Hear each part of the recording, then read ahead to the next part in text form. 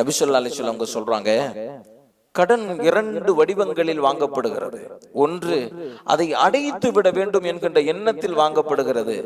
அப்படி யார் அடைத்து விட வேண்டும் என்கின்ற எண்ணத்தில் வாங்கி அந்த கடனை அடைப்பதற்காக வேண்டி போராடுகிறாரோ, ஆனால் அடைப்பதற்குள் மரணமாகி விட்டார் என்று சொன்னால் அந்த கடனுடைய பொறுப்பு என்னுடையது. யார் திரும்ப கொடுக்க வேண்டும் என்கின்ற எண்ணமும் இல்லாமல் வாங்கி விடுகிறாரோ அவர் நாளை மறுமையில் தன்னுடைய நன்மைகளை கொண்டுதான் அதை ஈடு செய்ய வேண்டும்.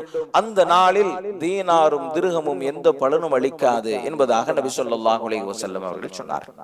இன்னொரு ஹதீஸிலே நபி ஸல்லல்லாஹு அலைஹி வஸல்லம் அவர்கள் சொன்னார்கள், எந்த ஒரு மனிதர் திரும்ப கொடுக்க வேண்டும் என்கின்ற எண்ணமே இல்லாமல் கடன் வாங்கி அதை ஒன்று கொடுக்காமலேயே மரணித்து விட்டார் என்றால் நாளை மறுமையில் அல்லாஹ்வை சந்திக்கிற போது திருடராகவே சந்திப்பார். எவ்வளவு பெரிய அவமானமான வார்த்தையை நபி ஸல்லல்லாஹு அலைஹி வஸல்லம் சொல்லி இருக்கிறார்.